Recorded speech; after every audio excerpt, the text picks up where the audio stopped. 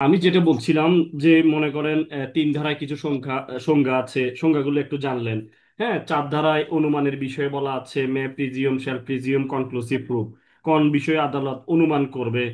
তারপরে হচ্ছে হলো পাঁচ ধারায় আপনাকে পুরোপুরি একটা বর্ডার লাইন দিয়েছে, অর্থাৎ 6 থেকে 55 পর্যন্ত এই জায়গাটাতে বলা আছে যে আপনি সব বিষয়ে সাক্ষ্য দিতে পারবেন না, সাক্ষ্য দিতে পারবেন শুধু যেগুলো আপনার রিলিভেন্ট বিষয়গুলো নিয়ে সাক্ষ্য দিতে পারবেন। প্রাসঙ্গিক। হ্যাঁ, প্রাসঙ্গিক আর কি, হ্যাঁ রিলেভেন্ট বিষয় বা প্রাসঙ্গিক বিষয় নিয়ে সাক্ষ্য দিতে পারবেন, আদার্স ওয়াইজ দিতে পারবেন না। তারপরও আবার আমরা বলছিলাম 136 ধারাতে বলা আছে যে আদালত নির্ধারণ করবে কোনটা ওই রিলিভেন্ট না জন্যই তো কোনটা বলে। ইরিলিভেন্ট, এই টাইপেরও কিছু কথাবার্তা আছে।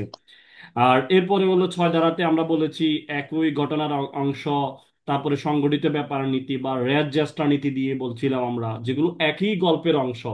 হ্যাঁ, কি হয়েছে, একজন আরেকজনের মাঝে পত্র আদান প্রদান হয়েছে, একটাতে মানহানিকর বক্তব্য আছে, তাইলে বাকি পত্রগুলো এখানে দেখা দরকার। বা এই টাইপের গল্পগুলা 6, 7, 8 মোটামুটি কাছাকাছি টাইপের।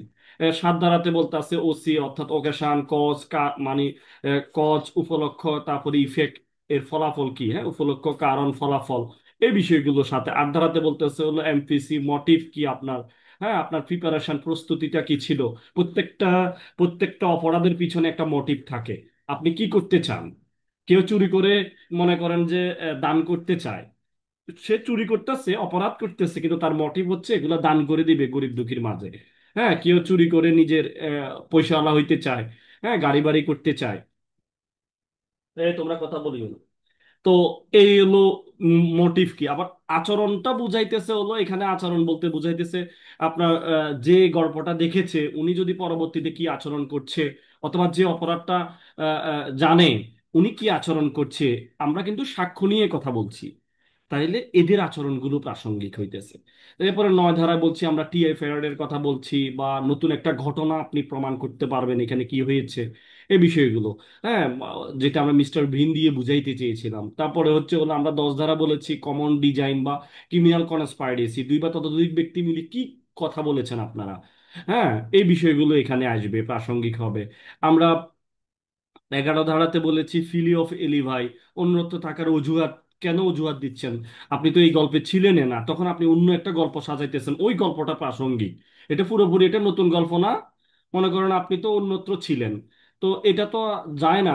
আপনাকে বলতেছে আপনি অপরাধটা করছেন কিনা, কিন্তু আপনি বলতেছেন আমি তো ছিলাম না, তো এটা একটা নতুন একটা গল্প। ওই গল্পটা তখন প্রাসঙ্গিক হবে 103 ধারা, সেটা আপনাকে প্রমাণ করতে হবে। এরপরে 12 ধারাতে ড্যামেজ ক্ষতিপূরণ নির্ধারণ করতে গেলে আপনাকে কিছু নজির, অর্থাৎ কিভাবে ক্ষতিপূরণটা নির্ধারণ করলে ভালো হয়, ওই ঘটনাগুলো এখানে প্রাসঙ্গিক হবে। হ্যাঁ, 13 ধারাতে কাস্টমস বা প্রথা, আপনার এলাকায় অনেকগুলো রীতিনীতি আছে, অনেকগুলো রীতিনীতি, কাস্টমস তো প্রথা, মানে দীর্ঘদিন যাবত কিছু কথা একটা আইনের লোকাল লতে পরিণত হয়, সেই বিষয়গুলো প্রাসঙ্গিক হবে। হ্যাঁ, 14 ধারাতে বলতেছে আপনার শারীরিক আপনার মানসিক বিষয়গুলো দেখবে। হ্যাঁ, এই যে আসলে আপনি কি বলতেছেন, আপনার মনের অবস্থাটা কি, আপনার আপনার শারীরিক বিষয়গুলো এগুলো দেখবে, এগুলো প্রাসঙ্গিক হবে। তারপরে হলো 15 ধারাতে বলতেছে আপনি কি অ্যাক্সিডেন্টলি আপনার ঘটনাটা ঘটেছে, নাকি আপনার ইন্টারন্যাশনালি আপনার আপনি কি ইচ্ছাকৃতভাবে ঘটনাটা ঘটাইছেন। এটা হলো আপনার হলো 15 ধারা। 16 ধারাতে বলতেছে একটা একটা একটা সিস্টেম বা একটা একটা কোর্স অফ বিজনেস, অর্থাৎ আমি আমি আপনাদেরকে জুমে পড়াবো, তো এর আগে আমাকে জুমে ঢুকতে হয়েছে, রেকর্ড দিচ্ছি, হ্যাঁ আমরা স্ক্রিন শেয়ার করছি, এরপরে আমরা পড়াইতেছি, এটা সিস্টেমটা, পুরো সিস্টেমটাই আদালতের কাছে প্রাসঙ্গিক হবে। একটার পরে একটা গল্পগুলো আদালতের কাছে আপনি বলতে পারবেন, আপনি চিঠি পোস্ট করার ক্ষেত্রে চিঠিটা কোথায় গেছে, তারপরে কি হয়েছে, তারপরে কি হয়েছে, তারপরে কে রিসিভ করছে কে করে নাই, পুরো সিস্টেমটা দেখবে, এটাকে বলা হয় কোর্স অফ বিজনেস। এরপরে হলো 17 ধারাতে আমরা অ্যাডমিশনের কথা বলেছি, অ্যাডমিশন তো স্বীকৃতি। হ্যাঁ, স্বীকৃতি দেওয়ানি মামলায় প্রাসঙ্গিক হয়, পুরো 17 থেকে 31 পর্যন্ত পুরো অ্যাডমিশন কনফেশন নিয়ে, অর্থাৎ স্বীকারোক্তি স্বীকৃতি নিয়ে আলোচনা করা আছে। 18 ধারাতে কিছু ব্যক্তির স্বীকৃতি প্রাসঙ্গিক হয়। হ্যাঁ, 5 শ্রেণীর ব্যক্তি। হ্যাঁ, 19 ধারাতে আরো এক শ্রেণী আছে যাকে বলা হয় স্ট্রেঞ্জার। ঠিক আছে। এরপরে হলো 20 ধারাতে আপনি যাকে রেফার করবেন, হ্যাঁ থার্ড পার্সন, বলবেন যে উনি সব জানে, হ্যাঁ তাহলে ওনার স্বীকৃতিও প্রাসঙ্গিক হবে। 21 ধারাতে বলতেছে যে এটা স্বীকৃতি আপনার বিরুদ্ধে যাবে, আপনার পক্ষে ব্যবহার করা যাবে না। হ্যাঁ, তারপরে হচ্ছে হলো 22-এ বলতেছে সব সময় আপনাকে কি করতে হবে। আহ, আহ, 22-এ বলতেছে দলিলের বিষয়ে মৌখিক সাক্ষ্য দেওয়া যাবে, কিন্তু আমরা 59-এ দেখেছি, আমরা দেখবো একটু পরে বা আজকে দেখবো আমরা, উনষাটে দেখেছি কখনো কি করা যায় না, দলিলের বিষয়ে মৌখিক সাক্ষ্য দেওয়া যায় না, কিন্তু আপনার হচ্ছে হলো 22-এ বলতেছে যে হ্যাঁ দেওয়া যাবে। আবার 22 কোটা নতুন করে অ্যামেন্ডমেন্ট হয়েছে, হয়ে বলতেছে যে আহ, আহ, আপনার হলো কোনো ডিজিটাল রেকর্ড নিয়ে যদি বা খাঁটিত্ব নিয়ে যদি প্রশ্ন ওঠে, তাহলে আপনার এখানেও মৌখিক সাক্ষ্য দেওয়া যাবে। হ্যাঁ, এই যে বিষয়গুলো 23 ধারাতে বলতেছে এটা দেওয়ানি মামলায় এগুলো, তারপরে হলো সত্য সাপেক্ষে কিছু স্বীকৃতি অপ্রাসঙ্গিক হবে, এই বিষয়গুলো, এই টাইপের কথাবার্তাগুলো এখানে। তারপরে 24 থেকে আমরা 30 পর্যন্ত কনফেশন নিয়ে আলোচনা করেছি, 24 থেকে 30 পর্যন্ত। 24-এ বলতেছে যে আপনি ভয়, ভীতি, প্রলোভন, আমরা আইটিপি দিয়ে মনে রাখার জন্য বলছিলাম, ইনডিউসমেন্ট, টি দিয়ে থ্রেট, হ্যাঁ, ফি দিয়ে প্রমিস, হ্যাঁ, এগুলো দিয়ে আপনার যখন স্বীকারোক্তি নেওয়া হবে সেগুলো প্রাসঙ্গিক হবে না। ঠিক আছে, এরপরে হচ্ছে হলো আমরা বলেছি হলো 25 ধারা পুলিশ অফিসারের নিকট স্বীকারোক্তি প্রদান করা হলে সেটা প্রাসঙ্গিক হবে না। 26 ধারাতে বলতেছি হলো আপনার হচ্ছে ম্যাজিস্ট্রেটের উপস্থিতিতে যদি কোনো স্বীকারোক্তি দেওয়া হয় সেটা প্রাসঙ্গিক হবে। 27 ধারাতে আমরা বলেছি আলামত উদ্ধার, পুলিশ যতটুকু আলামত উদ্ধার করবে ঠিক ততটুকুই প্রাসঙ্গিক হবে, আদার্সওয়াইজ কোনো কিছু প্রাসঙ্গিক হবে না। 28 ধারাতে বলেছি 24 ধারার অপোজিট, বিপরীত, অর্থাৎ আইটিপি অপসারণের পর, অর্থাৎ ইনডিউসমেন্ট, হ্যাঁ, টি দিয়ে থ্রেট এবং প্রমিস, হ্যাঁ, এই বিষয়গুলো অপসারণ হওয়ার পরে যদি আপনার স্বীকারোক্তি দেওয়া হয় তাহলে প্রাসঙ্গিক হবে। 29 ধারাতে বলছি আপনার 5 ভাবে স্বীকারোক্তি প্রাসঙ্গিক হবে, আমরা মনে রাখার জন্য বলছিলাম ও মা গো প্রভা, অ দিয়ে অসতর্কতামূলক ভাবে, ম দিয়ে মাতাল অবস্থায়, গ দিয়ে গোপন রাখার প্রতিশ্রুতিতে, হ্যাঁ, প্র দিয়ে প্রতারণা করে, এবং বয়কারবাদী হলো আপনি যে কথাটা বলতে বাধ্য নন তাও বলে ফেলেছেন, এগুলো প্রাসঙ্গিক হবে, এই স্বীকারোক্তিগুলো। তারপরে হলো আমরা 30 ধারাতে বলছি স্ব আসামির দোষ স্বীকারোক্তি প্রাসঙ্গিক, বা ঠিক আছে, স্ব আসামির দোষ স্বীকার কি হবে প্রাসঙ্গিক। এই ধারাটার সাথে আপনারা আরো মিলাই 133 পড়বেন, ওখানেও বলতেছে স্ব আসামির অর্থাৎ রাজসাক্ষী যদি উপর ভিত্তি করে, যদি মানে স্ব আসামির উপর ভিত্তি করে যদি কাউকে সাজা দেওয়া হয় তাহলে অসমর্থিত হবে না, হ্যাঁ, সমর্থিত হবে, এই কথাগুলো বলছি হলো 133-এ। আবার এটার একটু ব্যতিক্রম কথাবার্তা আছে 114 বই বিতে বা 114 খতে। আপনারা দেখবেন 114 দেখবেন, ওখানে বলা আছে স্ব আসামির উপর ভিত্তি করে কোনো যদি আপনার সাজা দেওয়া হয় তাহলে এটাকে আপনাকে আগে সমর্থিত হইতে হবে, করবোরেটেড হইতে হবে, সমর্থিত হইতে হবে, না হয় হবে না। উচ্চ আদালতের অনেক সিদ্ধান্ত আছে যে আপনাকে অবশ্যই অবশ্যই একজনের কথার উপর ভিত্তি করে, কনফেশনের উপর, দোষ স্বীকারোক্তির উপর ভিত্তি করে কাউকে সাজা দেওয়াটা উচিত নয়, আরো অন্য অন্য সাক্ষী দ্বারা সমর্থিত হওয়া দরকার। ঠিক আছে, এরপরে হলো 31 ধারাতে বলতেছি হলো স্বীকৃতি চূড়ান্ত প্রমাণ নয়, অ্যাডমিশন কোনো চূড়ান্ত প্রমাণ নয়, তবে এটা যথেষ্ট বাধার সৃষ্টি করে, এটাই বলা আছে। 32-এ বলতেছি আপনার আসলে হেয়ারসি এভিডেন্স, হ্যাঁ, শোনা সাক্ষ্য কখনো গ্রহণযোগ্য হয় না। শোনা সাক্ষ্য কি গ্রহণযোগ্য হয় ভাই? শোনা সাক্ষ্য গ্রহণযোগ্য হয় না, কিন্তু কিছু কিছু ক্ষেত্রে 32, 33 এবং 6 ধারাতে বা 17 থেকে 31 এই জায়গাগুলোতে শোনা সাক্ষ্য গ্রহণযোগ্য হইতে পারে। ঠিক আছে, তবে এখানে বলতেছে যে 32-এ বলতেছে 4 শ্রেণীর ব্যক্তি, যারা আমরা ডিপ ডিপ দিয়ে মনে রাখার জন্য বলছিলাম, ডিপ, ডি দিয়ে ডেথ, যারা মারা গেছে বা যাদেরকে নিয়ে আসাটা এক্সপেন্সেস, ব্যয়বহুল, হ্যাঁ, তারপরে হলো আই দিয়ে হলো ইনক্যাপাবল, যে সাক্ষ্য দিতে পারবে না, অসমর্থ। আর এফ দিয়ে হলো আমরা ফন্ট মানে নট ফন্ট মনে রাখবো, অর্থাৎ যাকে খুঁজে পাওয়া যাচ্ছে না, এই ধরনের ব্যক্তিদের স্বীকৃতি আপনার হলো শূন্য সাক্ষ্য এরা দিতে পারে, কারণ এরা নাই, এদেরকে আনা যাচ্ছে না, এদেরকে আনাটা ব্যয়বহুল, তাহলে এদের ক্ষেত্রে আপনার হলো শূন্য সাক্ষ্য দিতে পারবেন। ঠিক, আবার এখানে 8টি ক্ষেত্রে আপনি শূন্য সাক্ষ্য দিতে পারবেন, সেটা আমরা কি বলেছিলাম, সেটা আমরা বলেছিলাম ওই যে ব্যক্তিগুলো, ওই যে ডিবিপিসি, হ্যাঁ, হ্যাঁ, ডিবিপিসি, তারপরে হলো বিবিসি ফি, বিবিসি ফি, এই কথাগুলো দিয়ে আমরা মনে রাখার জন্য আপনাদেরকে খুব সুন্দরভাবে বিষয়গুলো বুঝিয়ে দিয়েছিলাম। হ্যাঁ, মৃত্যুকালীন ঘোষণার সময়, হ্যাঁ, ব্যবসায়ের হিসাবপত্র, খাতাপত্র, অথবা আর্থিক পরিপন্থী, অথবা কোনো কাস্টমস বা প্রথা, তারপরে হলো কোনো রক্ত সম্পর্ক আছে বা আরেকটা সম্পর্ক ছিল, আরেকটা তার সংসার ছিল, ওইটা প্রমাণ করার জন্য এইটা করা যাবে। তারপরে হলো এটাও সেম, আপনার যে কোনো সম্পর্ক নির্ধারণের ক্ষেত্রে যদি কারোর কাছে বলে গেলে তাহলে সেটাও ইয়ে হবে। তারপরে কিছু কথা আছে নির্দিষ্ট, এগুলো যদি কেউ লিখে যায় কোনো বইপত্র খাতাপত্রে, তারপরে হলো আমরা সেভারাল পিপল কতিপয় ব্যক্তিরা যদি যে বিষয়গুলো কোনো একটা এটাও ওইভাবে লিখে টিকে গেছে বা কোনো একটা ইয়াতে কথায় পরিণত হয়েছে, সেই সব ক্ষেত্রে কথাগুলো নিয়ে আপনি শুনে সাক্ষ্য দিতে পারবেন। আশা করছি আপনারা বিষয়গুলো বুঝছেন বা বুঝতে পেরেছেন। আমরা 32 পর্যন্ত গত ক্লাসে পড়িয়েছিলাম, আপনারা নিশ্চয়ই শুনেছেন। 32 পর্যন্ত কারো কোনো প্রবলেম আছে কিনা বলেন, আপনাদের কথা শুনতে চাই।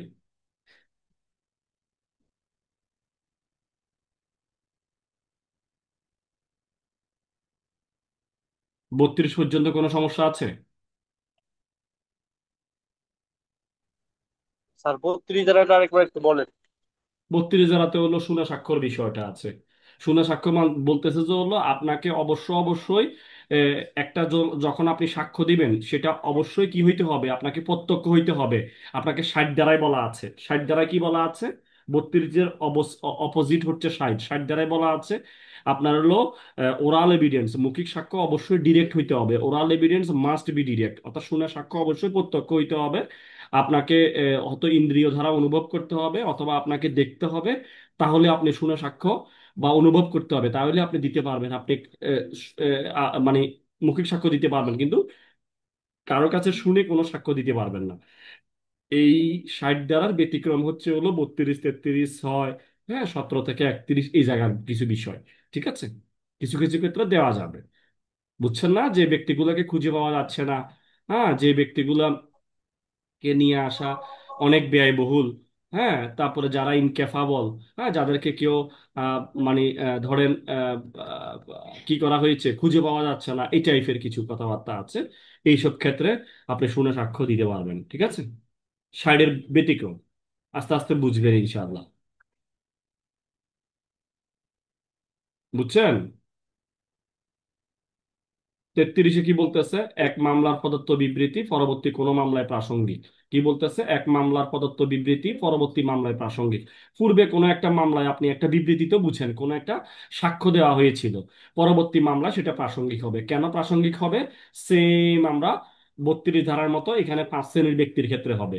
5 শ্রেণীর ব্যক্তিগুলো কারা? আগে 4 শ্রেণী সব ঠিকঠাক আছে, আগে 4 শ্রেণী সব ঠিক আছে, ডিপ থাকবে, পরে কে হবে ক্যাফ, যাকে খুঁজে পাওয়া যাচ্ছে না, কিপড আউট, মানে অর্থাৎ কেউ তাকে আটক রেখে দিয়েছেন, কেউ তাকে আটক করে রেখে দিয়েছেন, এই ধরনের ব্যক্তিদের ক্ষেত্রে। আর আগের গুলো তো আছেই, 32 যারা 4টা ব্যক্তি তো আছে যারা মারা গেছে, যাদেরকে আনা ব্যয়বহুল, যারা ইনক্যাপাবল, যাদেরকে খুঁজে পাওয়া যাচ্ছে না বা যাদেরকে আটক রাখা হয়েছে, এরকম 5 শ্রেণীর ব্যক্তিদের হ্যাঁ স্বীকৃতিগুলো প্রাসঙ্গিক হবে পরবর্তী মামলায়। অর্থাৎ একটি মামলার প্রদত্ত বিবৃতি পরবর্তী মামলায় কি হবে?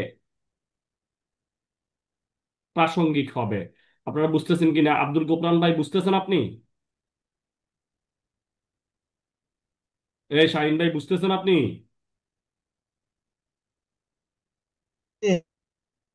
আ- আপনি কি বুঝতেছেন? যারা ক্লাসে জয়েন করছে না, বার কাউন্সিলে যারা ইনশাল্লাহ ইনশাল্লাহ বুঝতেছি ভাই। যারা বার কাউন্সিলে জয়েন করতেছে না, এরা হলো আধা পাগল লোকজন। এরা এরা কখনো পাশ করবে না, এরা আরো 2-4 বার পরীক্ষা দিবে।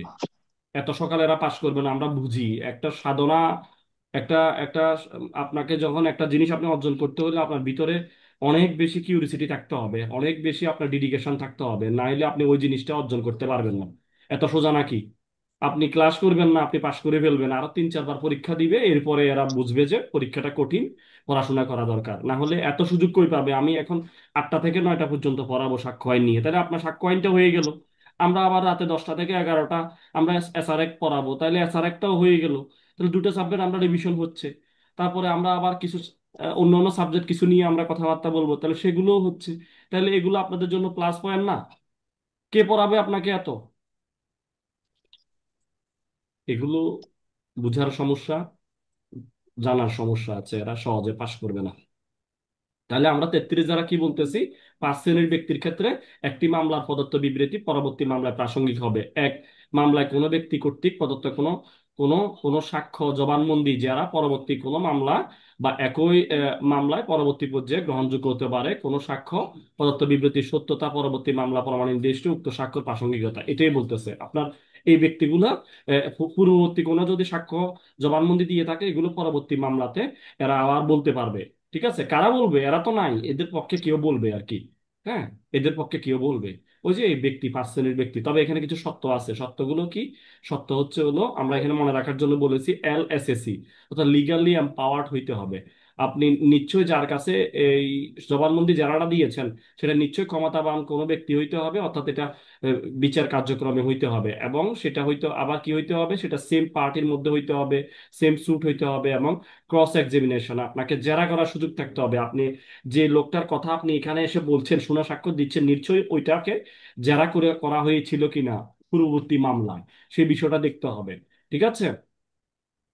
এবং পার্টিগুলোর মাঝে মিল আছে কিনা, আপনি এখন যে যেটা নিয়ে সমস্যায় ভুগতেছেন, যে যেটা নিয়ে মামলা করেছেন, এই পার্টি ওই পার্টি বা ওই মামলার ঘটনা মিল আছে কিনা, ওই ওই বিষয়গুলো দেখতে হবে। ঠিক আছে? তাহলে ওই লোকগুলোকে খুঁজে পাওয়া না গেলে পরবর্তী কোনো মামলাতে এদের কথাবার্তাগুলো বলা যাবে। আশা করছি বুঝতেছেন, এখানে রেড জুডিকাটা দ্বারা বাড়িতে হবে না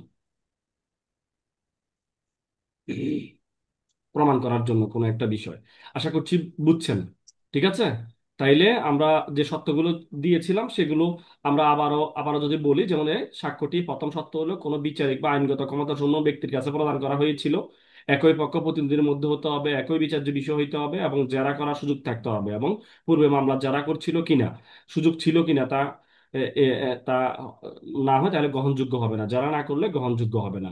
আমরা এখন একটু অনেক গুরুত্বপূর্ণ একটা বিষয় বলবো। বিশেষ পরিস্থিতিতে যখন আপনার হলো বিবৃতিটা প্রাসঙ্গিক হবে, কি বলতেছে, বিশেষ পরিস্থিতিতে বিবৃতি কি হবে, প্রাসঙ্গিক হবে। এটা 34 থেকে 38 ধারাতে বলা আছে। হ্যাঁ, 34-এ যদি আমরা বলি, এখানে আমরা হিসাবের খাতা, বুক বুক বা বই, হিসাবের বই বা খাতা, এটা যদি আমরা বি বি মনে রাখার জন্য, বিফি এম এ এল, মাল, বিভি মাল। হ্যাঁ, আমরা 34-এ বি নিই, বি দিয়ে বক্স নিই, হ্যাঁ, হিসাবের খাতা বা বই, ডিজিটাল রেকর্ডের বিষয় প্রাসঙ্গিক। এরপরে আমরা নিই ফি দিয়ে হলো কর্তব্য সম্পাদনে সরকারে নিই, পাবলিক নিই, পাবলিকের নথিপত্র যে বিষয়গুলো, এগুলো প্রাসঙ্গিক, এটাকে আমরা পাবলিকত্ব সরকারি। আর এরপরে হলো এম দিয়ে হলো মানচিত্র বা ম্যাপ, এটা নিতে পারে 36-এ নকশা, ডিজিটাল রেকর্ড, এগুলো বিবৃতি সমূহ প্রাসঙ্গিকতা। 37-এ এ দিয়ে হলো আপনার হলো বিজ্ঞপ্তি, অর্থাৎ অ্যাডভার্টাইজ, বিজ্ঞপ্তি, এই এই বিষয়গুলো আইন বা বিজ্ঞপ্তিতে জনপ্রকৃতির ঘটনা, আহ, এগুলো প্রাসঙ্গিক হবে। ঠিক আছে? আর এরপরে হলো লাস্টে হলো এল দিয়ে হলো ল বুক। ল তো আইনের গ্রন্থ, ল তো আইন, আইন গ্রন্থ, যে ডিএলআর, এগুলো প্রাসঙ্গিক হয়। তাইলে আমরা 34 থেকে 38 পর্যন্ত মনে রাখবো কিভাবে, বিফি মাল দিয়ে, বিফি, বি ফর বুক, হ্যাঁ, তারপরে হলো ফি ফর পাবলিক, আর এম ফর ম্যাপ, তারপরে হচ্ছে হলো আপনার এ ফর কোন একটা অ্যাডভার্টাইজমেন্ট, তারপরে হলো এল ফর ল বুক। ঠিক আছে? এই হলো 34 থেকে আপনার হচ্ছে হলো 38 পর্যন্ত বিশেষ পরিস্থিতিতে স্বীকৃতি যখন প্রাসঙ্গিক হয়। তাইলে তো আমরা বুঝে গেছি, বোক্স, পাবলিক, ম্যাপস, এক্স, এক্স তো মনে রাখতে পারি কোনো আইন বা বিজ্ঞপ্তিতে, অথবা অ্যাডভার্টাইজ তো মনে রাখতে পারি, যেটা দিয়ে মনে রাখেন, আইন বা বিজ্ঞপ্তিতে জনপ্রকৃতি ঘটনা সম্পর্কিত বিবৃতি প্রাসঙ্গিক। ঠিক আছে? আর লাস্টে হলো ল বুক, আইন গ্রন্থ। হ্যাঁ, কোনো আইন সম্পর্কিত বিবৃতি প্রাসঙ্গিক। আপনারা 38 পর্যন্ত বুঝছেন কিনা? সহজ ভাষায় অ্যাকোয়ার্ড অ্যাকোয়ার্ড দিয়ে মনে রাখতে পারবেন না, বিপি মাল দিয়ে? গোপরান ভাই বুঝছেন?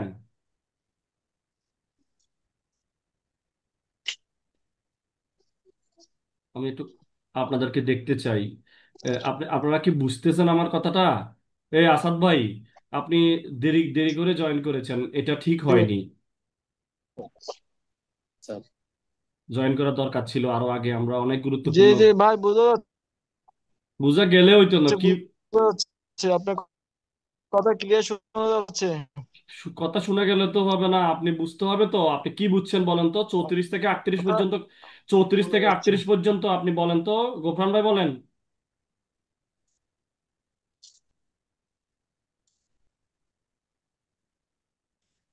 গোফরান ভাই বলেন, 34 থেকে 38 পর্যন্ত আনমিউট করে।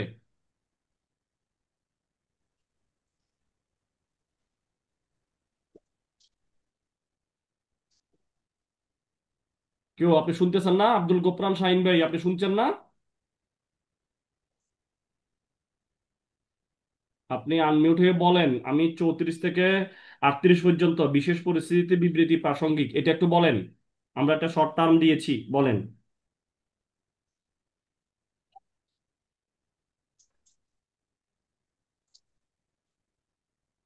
না, আপনার দিয়ে হইতো না। আমি হতাশ। মিতি হালদার বলেন, মিতি হালদার।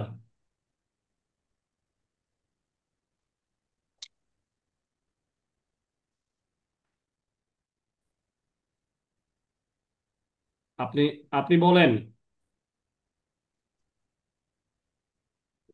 বিশেষ বিবৃতিতে ওটা হচ্ছে 34 থেকে 38 পর্যন্ত, এটা হচ্ছে বিপি মাল, এরকম এটা শুনলাম। হ্যাঁ, এটা একটা টিপস দিয়েছিলাম, বিফি, MAL, মাল, বিফি মাল দিয়ে আমরা এই 34 থেকে 38 পর্যন্ত মনে রাখবো। আমরা কি বলছি 34-এ, কি বলতেছি? বুকস, অর্থাৎ হিসাবের খাতা বা ডিজিটাল রেকর্ডের বিষয় যখন প্রাসঙ্গিক হয়। তারপরে আমরা ফি দিয়ে হলো কি বলছি, পাবলিক বা সরকারি কর্তব্য পালনকালে সরকারি রেকর্ডে বা ডিজিটাল রেকর্ডে লিপিবদ্ধ বিষয় প্রাসঙ্গিক। তারপরে এম দিয়ে কি বলছি, ম্যাপস, মানচিত্র, হ্যাঁ, তালিকা, নকশা, এগুলো প্রাসঙ্গিক। আর আমরা 37-এ বলছি কোনো অ্যাডভার্টাইজ বা কোনো অ্যাক্স বা আইন বা বিজ্ঞপ্তিতে জনপ্রকৃতির ঘটনা প্রাসঙ্গিক। আর লাস্টে বলছি হলো আইন গ্রন্থে, ল বুক, এল দিয়ে ল বুক, ল বুক অর্থাৎ আইন গ্রন্থে অন্তর্ভুক্ত কোনো আইন বা সম্পর্কিত বিবৃতি প্রাসঙ্গিক। আশা করছি মানে বুঝতে যেটা পেরে। আইন বইতে আছে। জি, এই হলো 34 থেকে 38 পর্যন্ত। আমরা 39 ধারাটা যদি শর্ট করে বলি, যে বিবৃতির কোনো অংশ প্রমাণ করতে হবে, অর্থাৎ আপনি একটা দলিলের, হ্যাঁ, কিছু অংশ প্রমাণ করতে পারবেন, হ্যাঁ, আংশিক অংশ প্রমাণ করা যায়, এটাই বলা আছে 39 ধারাতে। আমরা এইটুকু এইটুকু মনে রাখলেই হবে আপাতত, আর লাগবে না। বলতেছে যে আপনার যে বিবৃতি সম্পর্কে সাক্ষ্য দেওয়া হয় যখন কোনো দিক দীর্ঘ হয়, হ্যাঁ, বিবৃতির কিংবা কথোপকথন বিচ্ছিন্ন দলিলের অংশ বিশেষ হয়, কিংবা এমন কোন দলিল তাহা লিপিবদ্ধ হয়ে থাকে একটি পুস্তকে বা পরস্পর সম্পর্কযুক্ত পত্র বা সমষ্টি বা দলিল সমষ্টির অংশ বিশেষ, তখন উক্ত বিবৃতির কথোপকথন দলিলের পুস্তক, পত্র সমষ্টি, দলিল সমষ্টির কেবলমাত্র সেই অংশ সম্পর্কে সাক্ষ্য দেওয়া যাবে, এটাই বলা আছে। অর্থাৎ কিছু অংশ, আংশিক অংশ দলিলের সাক্ষ্য দেওয়া যাবে, বিবৃতির কোনো অংশ প্রমাণ করতে পারবেন আপনি, এটাই বলতেছে তো তুমি 39 একটু ধারাটা। করি আমি বলবো। আপনি মিউট করেন, হ্যাঁ। ওকে। এরপরে হচ্ছে হলো বিচার আদালতের রায় যখন প্রাসঙ্গিক। হ্যাঁ, আসাদ ভাই, এটা শুনেন। বিচার আদালতের রায় যখন প্রাসঙ্গিক 40 থেকে 44-এ বলা আছে। আপনি একটু মিউট করবেন আপনারা।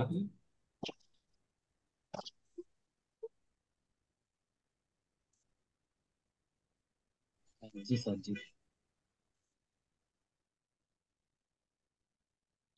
হ্যাঁ, এটা গুরুত্বপূর্ণ। এটা আপনাদের জন্য একটু গুরুত্বপূর্ণ। 40 থেকে এই জায়গাগুলো একটু গুরুত্বপূর্ণ। 40টাকে আমরা আরো একটা ভাবে চিনি, এটা ওয়ান কাইন্ড অফ রেস জুডিকাটার মতো। ঠিক আছে, এটা one kind of double Jio পার্টির মতো। পূর্বের রায়, অ- অর্থাৎ অর্থাৎ এখানে বলতেছে যে, পূর্ববর্তী রায়। হুম, এখানে বলতেছে যে দ্বিতীয় মোকদ্দমার বিচার বন্ধ করার জন্য পূর্ববর্তী রায় যেটা, আমরা এখন রায় নিয়ে পড়াশোনা করব। হ্যাঁ, বিচার আদালতের রায় যখন প্রাসঙ্গিক হয়, রায়ও প্রাসঙ্গিক হয়, শুধু শুধু যে কথাবার্তা প্রাসঙ্গিক হয় তাই না, রায়টাও প্রাসঙ্গিক। যে পূর্বের কি কি রায় হয়েছিল সেটাও প্রাসঙ্গিক হবে। বলতেছে দ্বিতীয় মোকদ্দমার বিচার বন্ধ করার জন্য, কি বলতেছে, দ্বিতীয় মোকদ্দমার বিচার বন্ধ করার জন্য পূর্ববর্তী রায় প্রাসঙ্গিক, যেমন রেস জুডিকাটা দেওয়ানি কার্যবিধিতে 11-তে আছে। তারপরে হচ্ছে হলো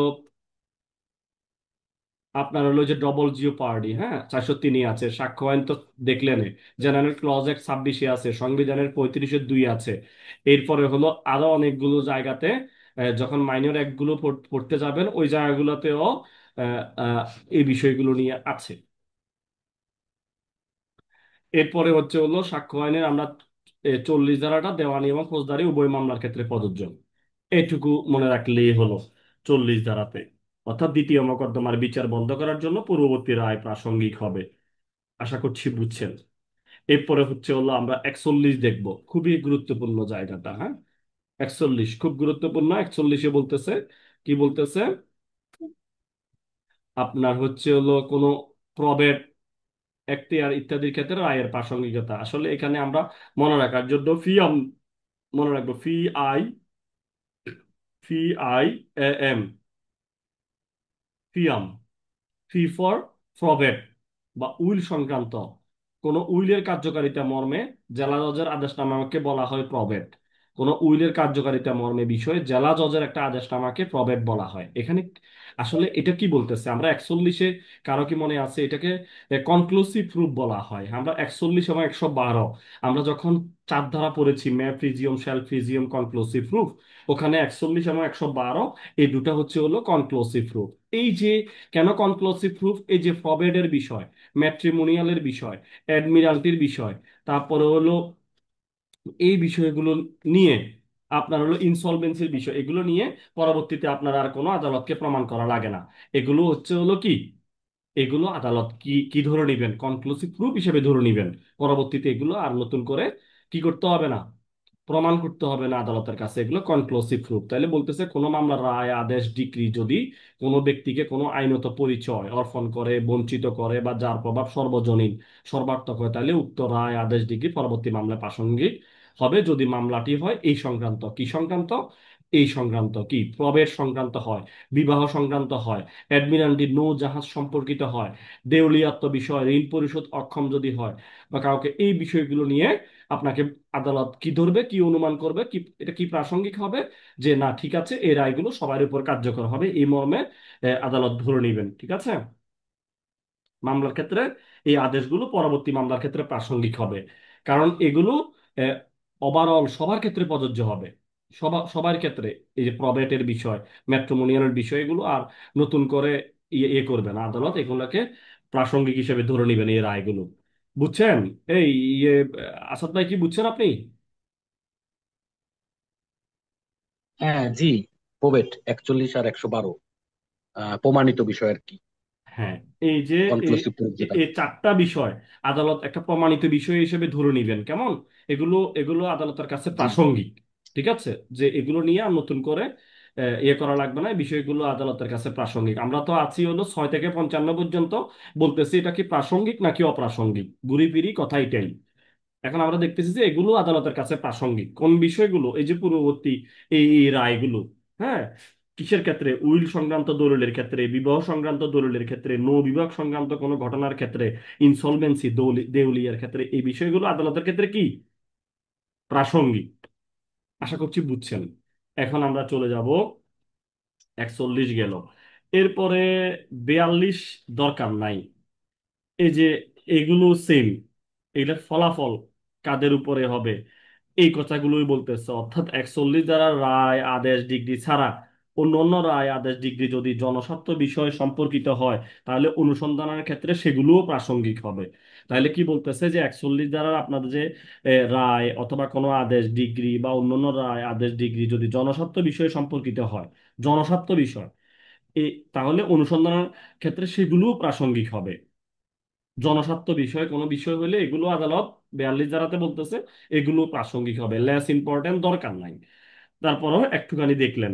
এরপরে হলো 43 ধারাতে বলতেছে যে 40, 41, 42 ধারা পর্যন্ত রায় ইত্যাদি ব্যতীত অন্যান্য রায় যখন প্রাসঙ্গিক হইতে পারে আদালতের কাছে, এগুলো ছাড়াও এইসব এরূপ রায়, আদেশ, ডিগ্রি এই আইনের অন্য কোনো বিধান অনুসারে বিচার্য বিষয় প্রাসঙ্গিক হইতে পারে। বলতেছে যে এটা ছাড়াও, এইসব রায়গুলো ছাড়াও, আদেশগুলো ছাড়াও, ডিগ্রিগুলো ছাড়াও, এই জনস্বার্থমূলক বলেন আর অ্যাডমিলারেন্টি, নৌ বিবাহ, এগুলো ছাড়াও আদার বিষয়ও আদালতের কাছে প্রাসঙ্গিক হইতে পারে।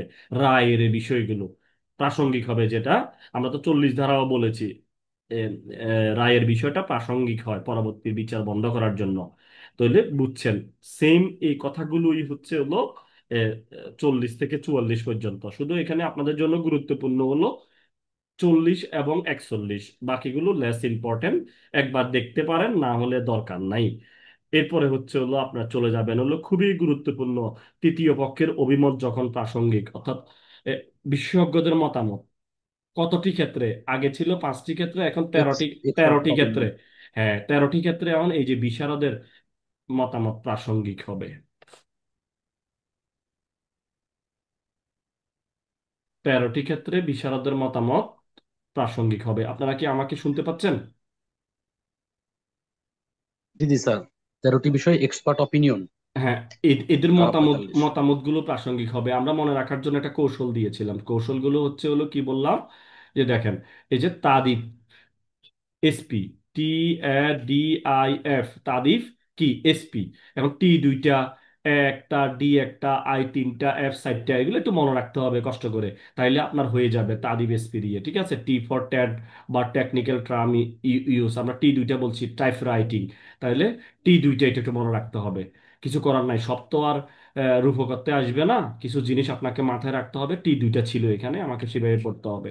এ দিয়ে আর্ট চারুকলা, হ্যাঁ, ডি দিয়ে ডিজিটাল রেকর্ড, আবার আই বলতেছি হলো কয়টা, তিনটা। I for identity of handwriting, হ্যাঁ, identity of person and animal, হ্যাঁ, আই ফর আইরিশ, হ্যাঁ। তারপরে আমরা আমরা শনাক্ত করছি, আইডেন্টিটি মানে শনাক্ত করা, হ্যান্ড রাইটিং হস্তলিপি হাতের লেখা শনাক্ত করা। আপনি হলো কোনো প্রাণীর পরিচিতি শনাক্ত করা, চোখের আইরিশ এর ছাপ, চোখের ছাপ শনাক্ত করা।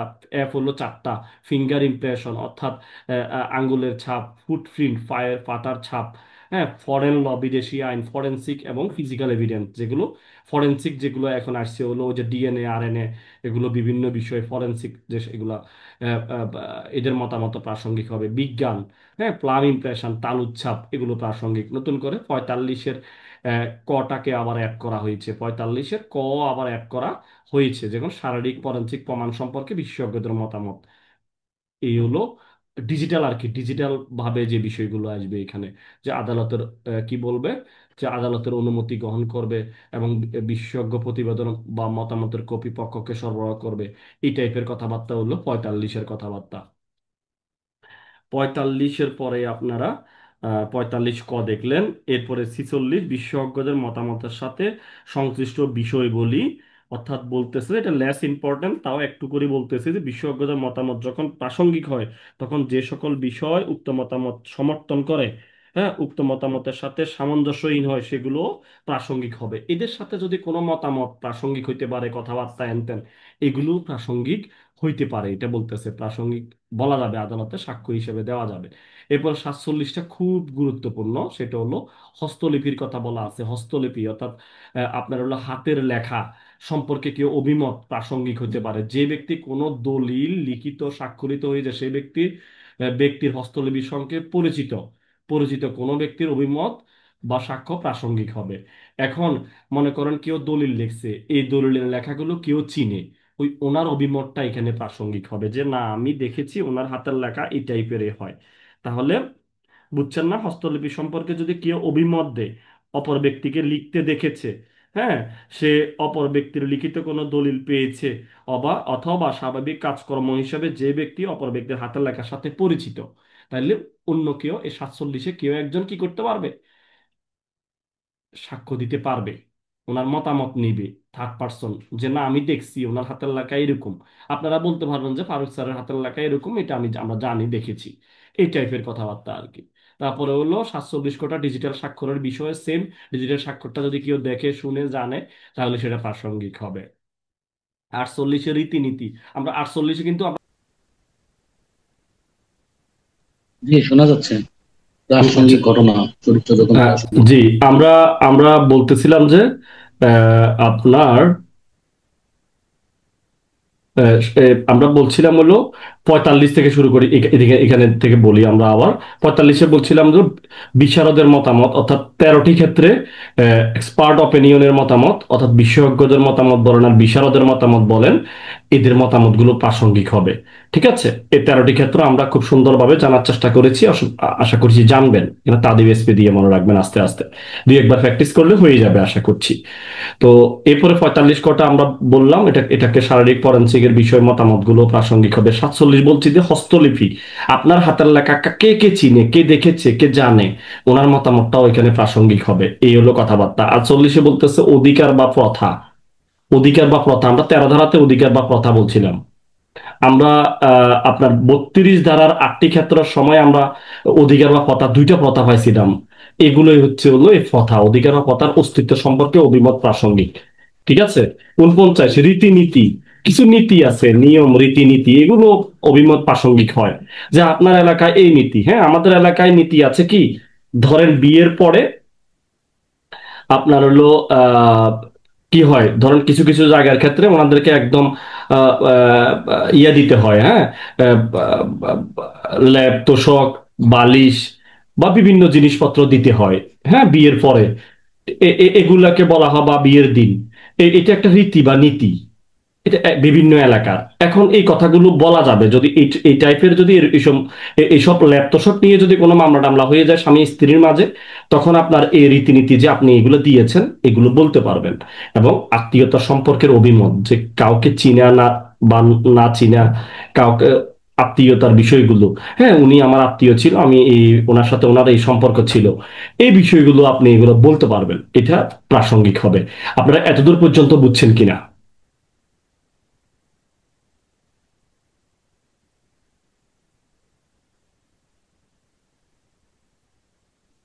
আসাদ ভাই বুঝছেন?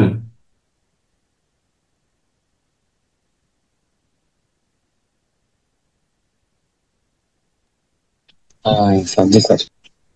তাহলে আমরা আজকে আমরা এতটুকু পর্যন্তই থাকি, আমরা আর বেশি দূর না যাই।